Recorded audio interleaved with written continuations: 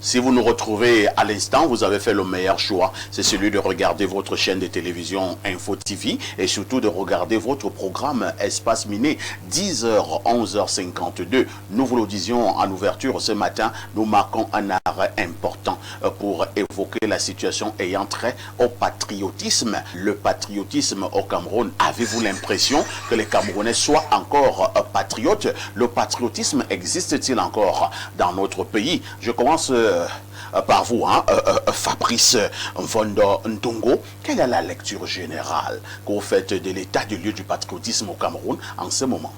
Merci, merci Monsieur Parfait ici. La question du patriotisme, j'aime toujours prendre ça avec une métaphore. Quand vous voyez quelqu'un sortir du pays, c'est-à-dire il va vivre peut-être en Europe, et vous allez remarquer quelque chose pendant les vacances. Il y a une mobilité accrue de ceux qui partent et qui reviennent au pays. Ça, c'est un indice. Quand je regarde la devise du Cameroun, paix, travail, Patrie. Patrie, je vous dirais que les Camerounais aiment énormément ce pays. Le patriotisme dans ce pays n'est pas un débat. Les Camerounais aiment bien leur pays. Et c'est pourquoi vous allez voir, à chaque fois le Cameroun, chaque fois que le Cameroun est confronté à une situation qui peut créer le désordre, la sédition, tout de suite ils font preuve de retenue. C'est pour manifester l'amour inconditionnel. Il peut, certes, on peut le dire, et ce n'est pas seulement l'exclusivité du Cameroun. Et il y a des problèmes végétatifs, il y a des problèmes basiques qu'on trouve partout ailleurs, à ne pas confondre avec l'amour de la patrie. Parce que les gens pensent que c'est parce qu'on va dire qu'il n'y a pas de l'eau à tel endroit, la route a encore un problème à tel endroit, qu'on va penser que le Cameroun, c'est un pays à sataniser où les gens vont... Non, non, non. Les Camerounais aiment encore bien ce pays. Alors, les Camerounais aiment encore bien ce pays. Gardez le microphone, oui. Fabrice. Nous allons prendre quelques cas. Lorsque vous voyez certains qui nous gouvernent, vous voyez avec quelle facilité ils ont à piocher dans les caisses de l'État. Parfois, ça vous donne froid d'eau. L'opération dite épervier est parlante dans ce sens. Lorsque vous voyez certains qui gagnent ce que nous appelons vulgairement les marchés publics, vous prenez de l'argent pour aller construire une route ou un pont, des années, rien n'est fait, mais l'argent a été débloqué. Et il y en a qui ont pris de l'argent pour construire des hôpitaux, beaucoup d'argent. Mais au finish, il n'y a pas un hôpital, mais l'argent a disparu. On peut citer des exemples jusqu'à demain matin. Est-ce que cela nous amène encore à dire, en bombant le torse, comme vous le faites là, les Camerounais aiment ce pays. Les Camerounais aiment ce pays. Monsieur Parfait, ici, c'est pour ça que je parlais d'indice et pas patriotisme aussi. Est-ce que ces gens qui dérobent la fortune publique, les biens publics, les marchés publics, comme vous avez, est-ce qu'ils sont aussi à l'aise? Ils sont punis par la loi. Tous? Ils sont punis par la loi. Tous. C'est pour dire que par patriotisme, ceux qui veulent handicaper l'épanouissement des Camerounais en utilisant, en bafouant, en vandalisant la fortune publique sont également punis par la loi. Mais je vais vous dire, ces mêmes Camerounais qui dérobent la fortune publique, quelque part, lorsqu'on les craque, et ils reconnaissent, et puis parfois, la loi est parfois dure. Et bon, on a vu récemment, ceux qui ont fait 20 ans en prison, ceux qui ont fait, ils ont purgé la peine. Mais je crois que ça n'a jamais empêché que les Camerounais affectionnent naturellement leur pays. Merci. Alors, Alain Douk, par moment, nous allons au niveau des établissements publics. Quand je dis établissement pris ici dans son sens le plus large, ou même dans des structures privées, vous avez la nette impression que certains font le travail comme s'ils étaient forcés. Pour qu'on vous rende un service, il faut d'abord vous torturés, par moments on vous demande de l'argent.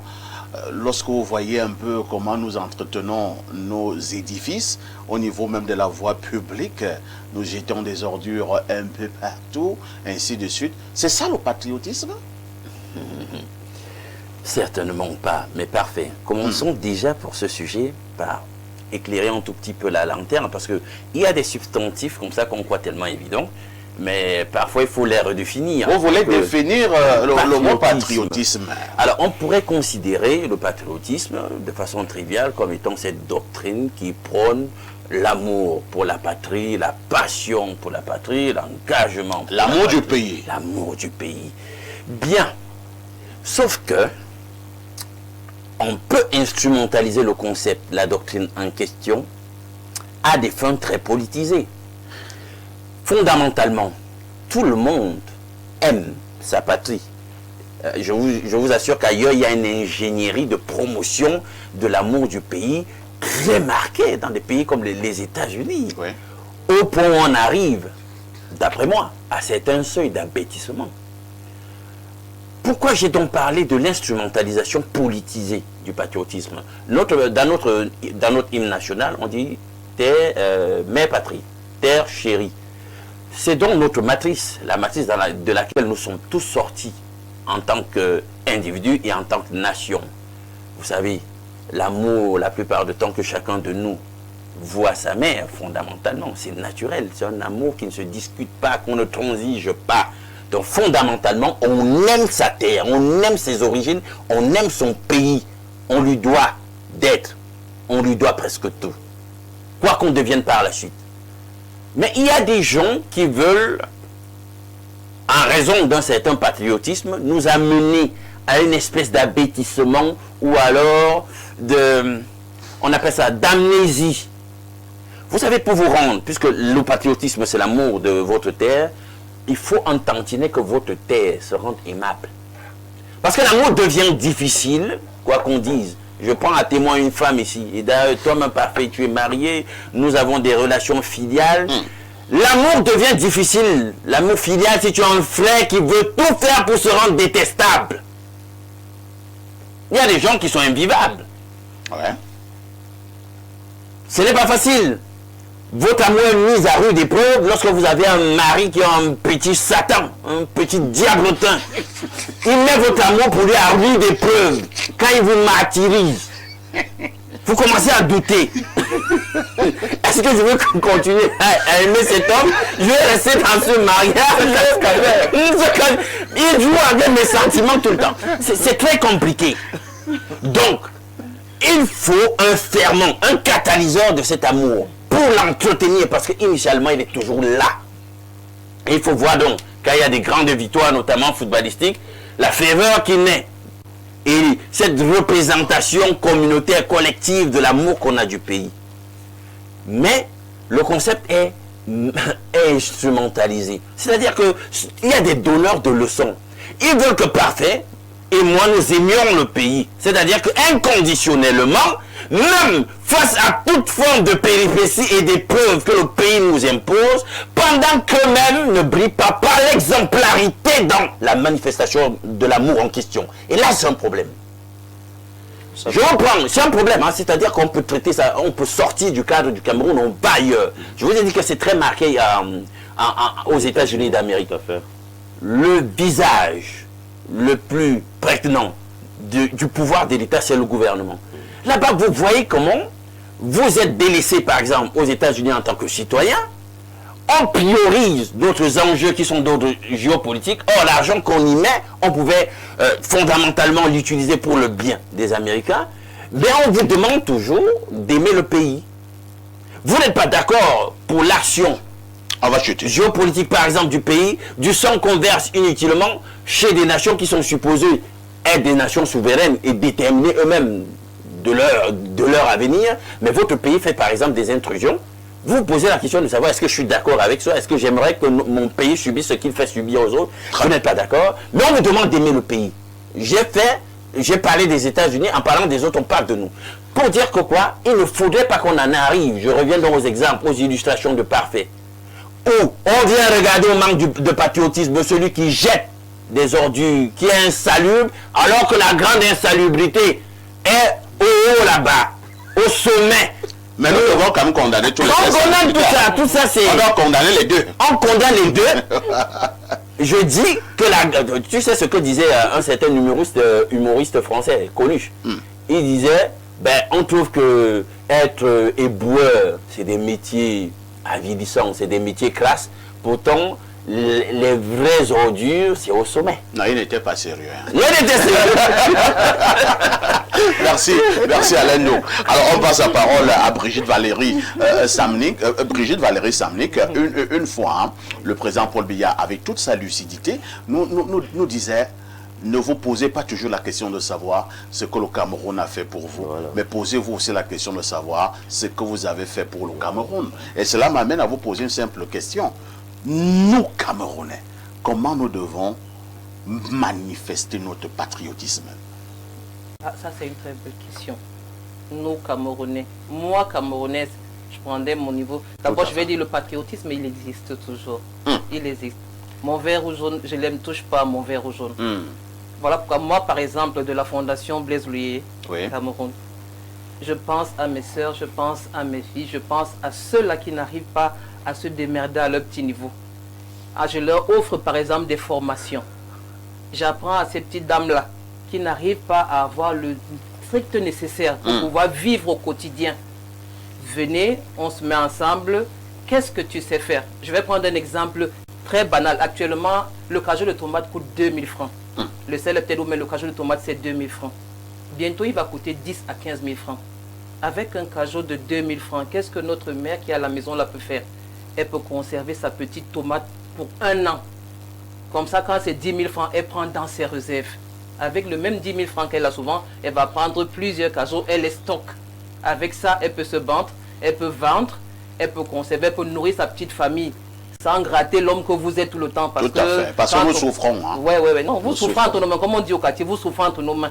On ne va pas aller gratter le voisin, on va toujours vous gratter. Dommage. Alors c'est une manière pour moi d'apprendre aux autres, de tirer les autres femmes par la main. Qu'est-ce que tu peux faire de ce que tu as pour que le Cameroun soit quelque chose, pour que le Cameroun se vende? Alors nous offrons des petites formations de ce genre-là. Comment fabriquer le savon, comment fabriquer le simple menthol, le simple baume. Comment fabriquer le vinaigre, ne plus aller acheter chez le petit voisin à côté. Avec une petite somme de 2000 francs, tu peux fabriquer le vinaigre pour au moins 3 à 4 mois. Tu n'as pas besoin d'acheter. Avec 2000 francs? Avec 2000 francs seulement. Pourquoi aller souffrir chaque fois à prendre le crédit chez le boutiquier d'à côté? Alors c'est notre manière à nous de faire briller le vert ou jaune. Aider plusieurs à ne plus mendier. Parce que tout le temps, envoie-moi 10 francs. Je suis sûr que dans tous vos téléphones, là, il y a un frère, une soeur ou quelqu'un qui vous appelle. Envoie-moi 500, envoie-moi 1000 francs. Alors pour que cela cesse, à notre petit niveau à la Fondation Blaise Louyer, nous offrons ce genre de formation-là aux femmes. Venez ensemble, nous allons vous aider, nous vous tenons par la main. Nous vous aidons, nous vous autonomisons et c'est gratuit. Nous le faisons gratuitement. Nous vous apprenons à pouvoir vous démerder toutes seules. Nous vous donnons les moyens, nous vous mettons en contact avec des personnes qui peuvent vous aider, qui peuvent vous suivre, qui peuvent vous aider à continuer dans ce chemin-là. Et nous avons aussi avec nous des enfants de la rue. Nous avons avec nous des enfants de la rue que nous avons formés à la teinture. Nous avons un seul qui a percé dans le suivi, beaucoup ont abandonné. Nous avons un seul qui a percé. C'est déjà beaucoup. C'est déjà beaucoup. Nous avons plusieurs œuvres, nous avons formé 5 ans dernièrement, nous en avons 10. Sur 5 ans, nous avons seulement 10 qui ont continué. C'est déjà beaucoup. Elles se battent d'elles-mêmes. Alors si chacun à son niveau fait de cette manière-là, imaginez-vous, si chacun prend 10 comme ça là, combien aurons-nous de Camerounais qui vont sortir de la pauvreté par exemple? C'est notre manière à nous de faire briller le vert rouge à notre petit niveau. À notre petit niveau également, nous allons vous dire bravo. Hein. Merci, bravo. parfait. Merci, parfait. Nous ne serons pas toujours là pour dire que non, tel directeur général a fait ceci, tel ministre a fait cela. Nous avons également des Camerounais d'en bas qui abattent un travail énorme et qui, par ce travail-là, impactent à leur niveau la société. Rodrigue Adalbert et Vina, nous dissertons ce matin sur le patriotisme.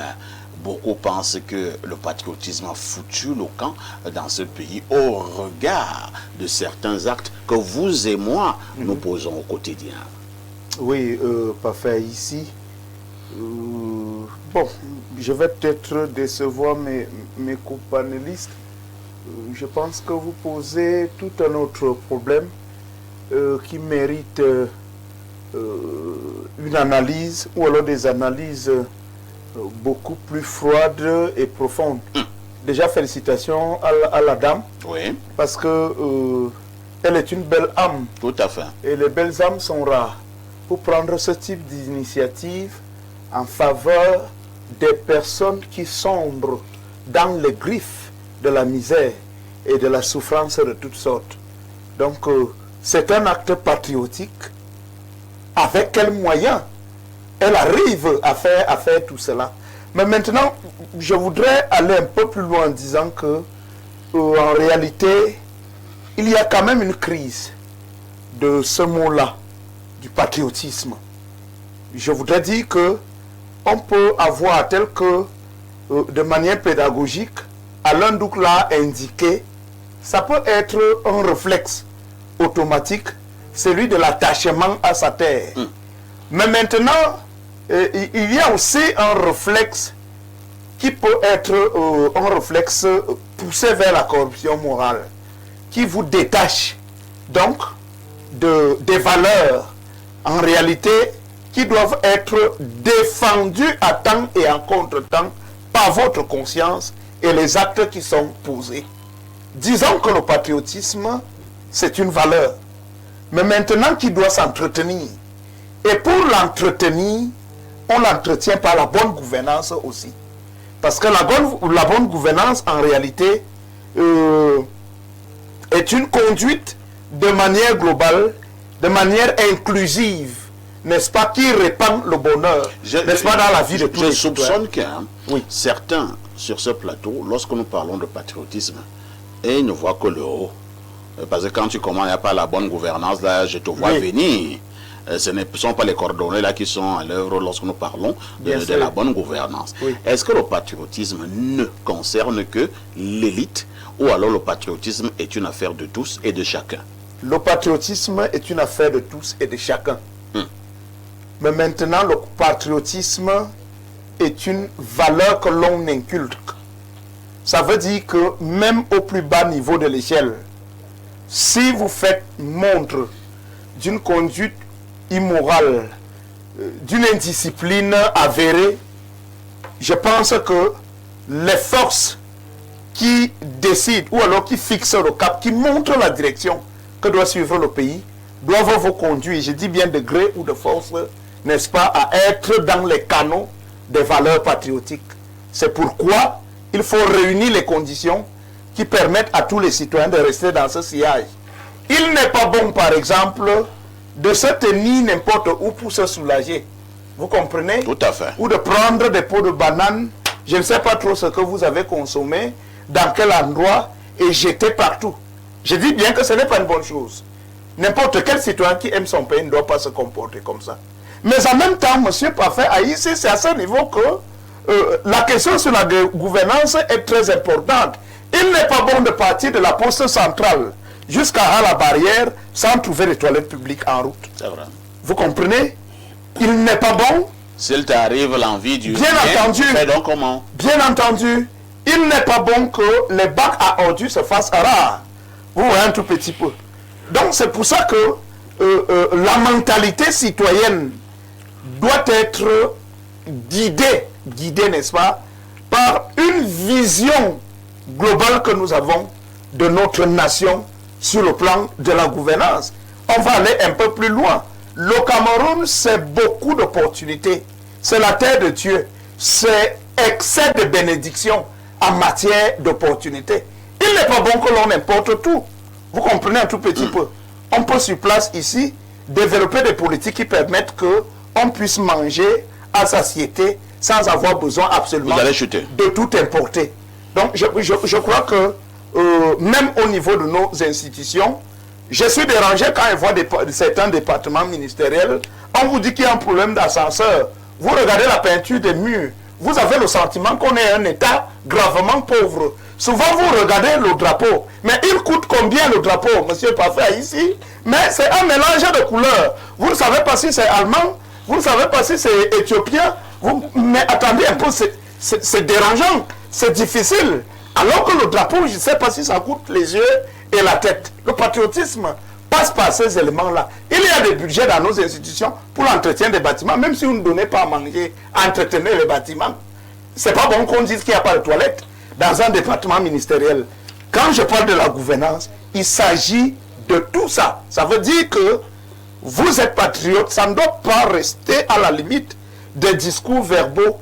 Votre patriotisme se met à l'épreuve, n'est-ce pas, des actes de gouvernance qui sont posés. Merci beaucoup. Hein. Permettez-moi, s'il vous plaît. Oui, Valérie.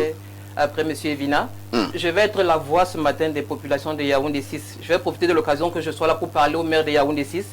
Ce matin, j'ai trouvé ces équipes, comme d'habitude, en train de balayer les rues. Balayer les rues, c'est bien, mais ils nous ont supprimé plusieurs bacs à ordures. C'est aussi bien. Maintenant, dans le quartier Etouguébé, là où je vis, particulièrement, il n'y a pas de bac à ordures. La grand-mère qui est là, qui porte ses ordures, elle doit prendre la moto pour se déplacer sur plusieurs kilomètres avec les ordures pour trouver le premier bac à ordures qui est au niveau, qui est proche de la mairie, je vous rappelle, c'est proche de la mairie. Alors j'ai rencontré ces équipes ce matin qui balayaient, j'ai encouragé le travail, c'est bien, les routes sont propres. Mais devant mon portail à moi, on dépose des sacs à ordures. Je ne sais pas qui le fait nuitamment. Est-ce qu'il ne serait pas possible que ces équipes viennent dans le quartier rencontrer peut-être le chef, organiser des collectes, genre 1 fois ou 2 fois par semaine, pour aller déverser dans ces ordures-là pour aider les petites femmes et les grands-mères et autres qui sont dans ces quartiers-là. Merci. Hein. Le message est passé à l'endroit du maire de Yaoundé 6. Il s'appelle Jacques Yoki Onana. Alors, lisons rapidement ces messages ce matin. C'est un message qui nous vient du plus 49. C'est l'Allemagne. Bonjour, perfecto, le poutoulou de la modération. Incroyable. Ah, le patriotisme au Cameroun, c'est beau, c'est grand, c'est presque une discipline olympique. D'ailleurs, si vous cherchez le patriotisme, ne perdez pas votre temps dans les livres d'histoire. Il se porte à merveille, surtout dans ces moments de ferveur nationale intense. Le patriotisme de 90 minutes, on est prêt à mourir pour le drapeau, à condition que les Lions indomptables mènent au score. Dès qu'on encaisse un but, le pays devient soudainement le pays là-bas. La ferveur administrative, rien ne crie plus « j'aime mon pays » qu'un agent de la fonction publique qui vous demande, avec un sourire patriotique, on va faire comment? C'est sa manière à lui de renforcer les liens de solidarité nationale et son portefeuille. Le civisme routier, on aime tellement notre terre qu'on refuse de la quitter. C'est pour ça qu'on crée des embouteillages, monstres en roulant en sens inverse. C'est une stratégie pour admirer le paysage camerounais plus longtemps. La gestion des fonds publics, nos dirigeants sont de tels amoureux du terroir qu'ils préfèrent garder l'argent au chaud, souvent dans des coffres forts climatisés ou des comptes discrets en Suisse, de peur que la circulation de trop de monnaie ne donne le vertige au petit peuple. Et c'est de la protection maternelle, tout simplement. L'amour du Made in Cameroun, on adore tellement nos produits locaux qu'on les laisse s'épanouir sur les étagères des marchés pendant qu'on se sacrifie courageusement en consommant du riz thaïlandais ou du vin français. Et c'est une question de politesse internationale. Bref, le patriotisme est partout, et surtout là où on ne l'attend pas, dans les valises déjà prêtes pour l'ambassade d'Allemagne ou du Canada. Après tout, aimer son pays, c'est aussi savoir s'en éloigner pour mieux l'apprécier sur WhatsApp, n'est-ce pas? Quelle ironie! Oh, belle satire! Quelle ironie! Ce Camerounais vivant en Allemagne n'est pas sérieux. Alors, on prend notre message. Hein? Que dit ce téléspectateur ou téléspectatrice? Bonjour, monsieur Parfait, ici. Pardon de revenir sur la dénonciation. Cette histoire des droits de l'homme, c'est incompatible à certaines personnes ignobles, car ici, dans l'extrême nord, nous voyons des choses incroyables. Des assassins, lorsque nous réussissons à les prendre, les ONG se pointent pour que leurs droits soient respectés au détriment de ceux de la victime. C'est l'adjudant Biwele Roland en service au 2e Bir Marois Salak. Merci d'avoir mis sur la table ce problème. Merci mon adjudant. Un autre message ce jour, que dit ce téléspectateur. C'est vrai qu'il est long, hein? Bonjour à vous le panel et à vous parfait Haïti. Poser la question du patriotisme camerounais aujourd'hui, c'est ouvrir une boîte de Pandore. Parce que la réponse n'est ni simple ni unanime. Elle est même, pour tout dire, douloureusement contrastée. L'ethnicisation du débat, quand chaque problème devient une affaire de nord contre sud, quand chaque nomination est lue comme un équilibre régional plutôt qu'un choix de compétences. L'unité nationale s'effrite, on devient patriote de sa région avant de l'être du pays, ce qui s'est érodé. La fatigue des promesses, à force d'entendre le Cameroun s'en sortira sans voir de changement concret, le ressort s'est détendu. On aime toujours le pays. On a juste arrêté de croire et qu'il nous aime en retour. Le patriotisme est paradoxé par nature, mais désabusé par expérience. Il aime son pays, mais critique tout. Il veut rester, mais prépare son visa.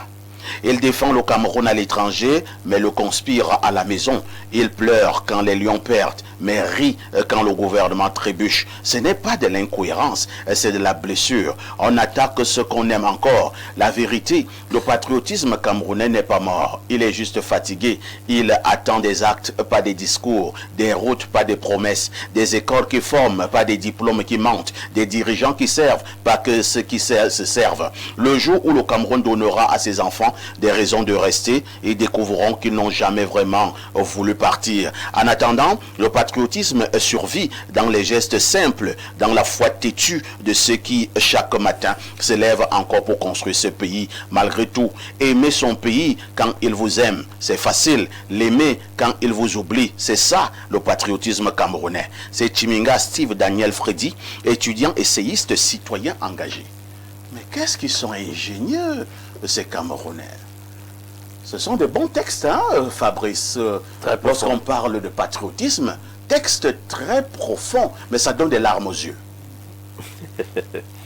Ça donne des larmes aux yeux parce que, vous savez, les Camerounais se comportent comme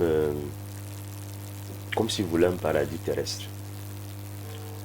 Figurez-vous que lorsqu'on a... Demander les routes, c'est vouloir un paradis terrestre. La problématique des routes n'est pas une exclusivité du Cameroun. Demander une bonne gouvernance, c'est chercher les sexes des anges. Est-ce qu'il n'y a pas de route au Cameroun? Demander de l'eau potable, c'est trop en demander au gouvernement. Il y a de l'eau potable. Ah bon? Il y a de l'eau potable. Partout au Cameroun. C'est là le vrai problème. C'est-à-dire, quand on dit qu'il n'y a pas de route au Cameroun, ça fait rire. Quand il n'y a pas de l'eau potable, et il y en a. Mais le gouvernement fait des efforts pour satisfaire les populations. Et le problème, il n'est pas l'exclusivité du Cameroun. C'est partout. Vous allez voir en France, les gens vont se plaindre. Pourquoi? Je vos comparaisons et raison. Non, pas comparaison et raison, c'est la réalité. On peut même se comparer à la Pourquoi? Pourquoi il y a des problèmes en France? Pourquoi il y a des problèmes au Sénégal? Pourquoi il y a des problèmes au Gabon?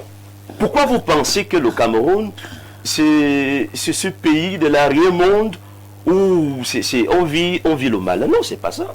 Le Cameroun fait des efforts, le gouvernement, et il y a même la gouvernance qui s'amende dans l'optique de trouver des solutions. Vous avez parlé tout de suite du sel. Quelle était la réaction du gouvernement? Nous l'avons apprécié, n'est-ce Très pas? bien. Il faut donc aussi reconnaître que le Cameroun, ou alors le gouvernement fait des efforts, mais comme partout ailleurs, on ne peut pas instantanément satisfaire toutes les populations. Il faut faire preuve de patience pour comprendre que nous vivons dans Nous avons oublié la résilience. La résilience, Voilà. tout à fait. Il faut faire preuve de patience, de résilience. Il faut comprendre que même chez nous, bon, est-ce que quand les enfants posent des problèmes, madame, vous trouvez les solutions, toutes les solutions à vos problèmes, dans vos familles? Ce n'est pas le cas. Et l'État, qui est ce qu'on appelle une perspective de la famille cellulaire, vit également les mêmes réalités. On va Il chuter. manque du patriotisme, ce que vous appelez l'État, monsieur. Parfait, il ne manque C'est pas. pourquoi on rampe.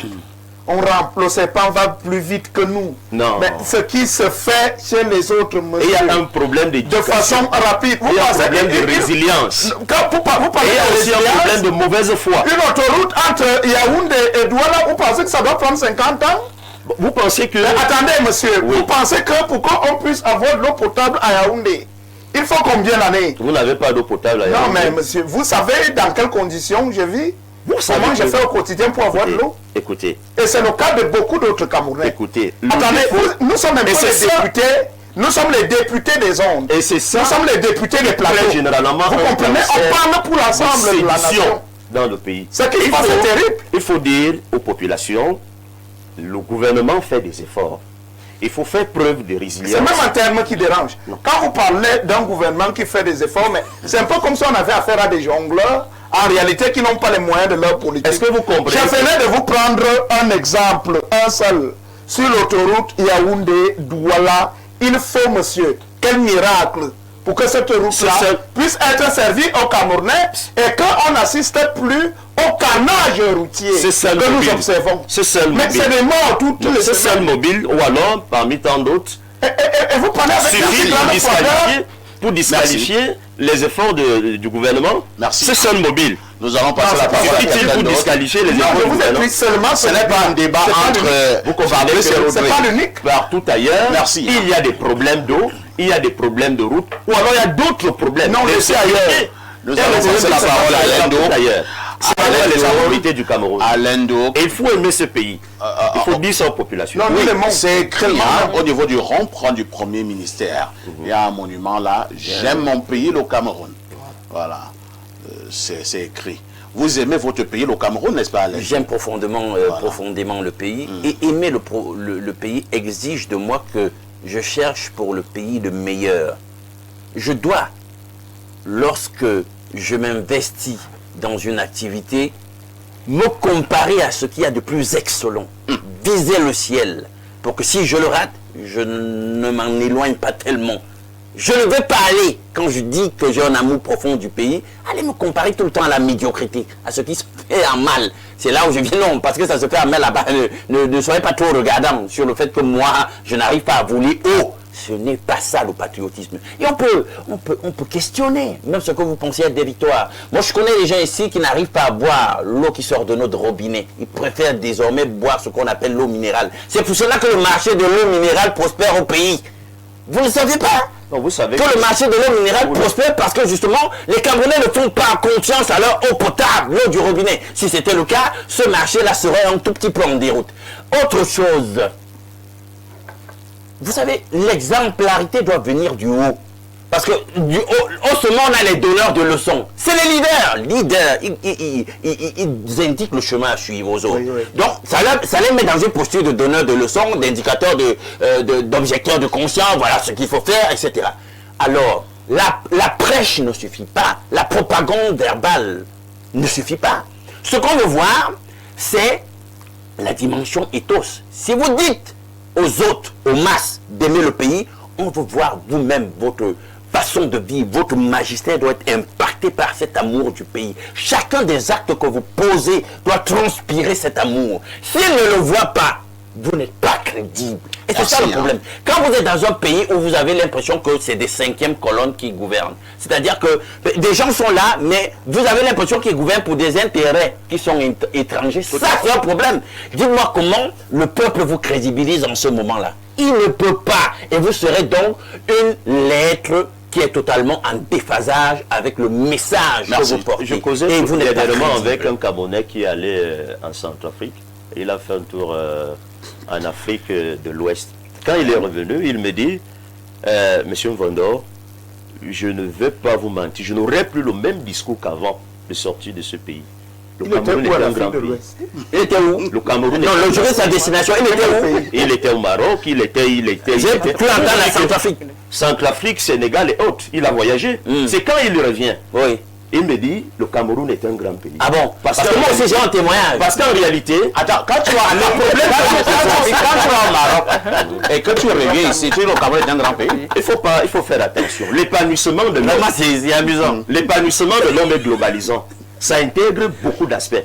Alors, si on se focalise pour dire, ok, au Cameroun, il n'y a pas de route, au Maroc, il y a des routes, et il y a un autre problème peut-être de sécurité, et il y a un autre problème peut-être d'éducation. Il faut intégrer tous les aspects pour parler de Parfait, témoignage pour témoignage. Oui. Nous aussi, on a le témoignage. J'ai le témoignage d'une responsable de ONG internationale. Elle est venue en séjour ici, elle est sénégalaise. Il faut faire attention avec les ONG. Non, Attention avec les ONG. ça a commencé. Elle est sénégalaise. Voilà. Donc, Les elle a fait ONG la comparaison. Que, mais si c'est comme Les ça. ONG sont des instruments de déstabilisation. Non, si. Parce que le Cameroun, ça pèse lourd. Hein, en termes de. Ce sont les ONG Ça qui pèse doivent lourd. Là, apporter auprès des pays frères. Là. Donc, elle arrive, elle voit dans la réalité. Elle dit, ah, moi qui fustige, j'aime beaucoup Dakar là et tout. Vraiment, si c'est ça. Il y a- Mieux Dakar. Non, faut faire attention. Merci. Alors, il y a Fabio Tama, ce valeureux Camerounais vivant du côté de Paris. Et nous avons un texte là qui a tout l'air d'un poème. Hein, mais quel poème? Il dit ceci: Ô Cameroun, terre d'amour et de douleur, ton rythme résonne, mais ton cœur est en pleurs. Entre fierté et désespoir, tu es déchiré, mais l'espoir demeure dans le chant de tes enfants unis. Docteur Fabio Tama.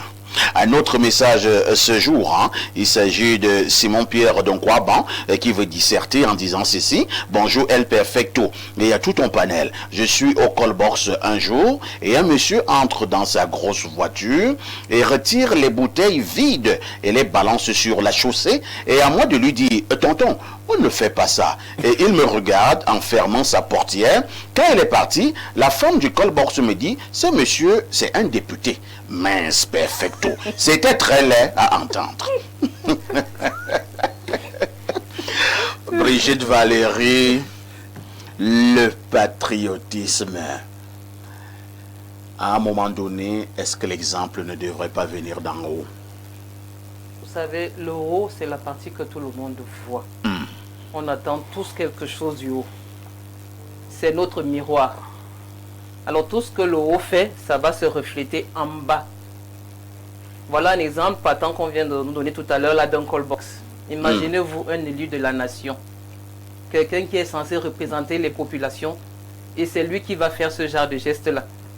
Il y en a plusieurs, des exemples comme celle-là. Et il avait une y en a grosse voiture. De sur quoi? Je ne voudrais pas dire l'argent du peuple, mais bon. C'est l'occasion. Je voudrais parler entre parenthèses. L'argent du petit citoyen. Lui qui est censé montrer le bon exemple.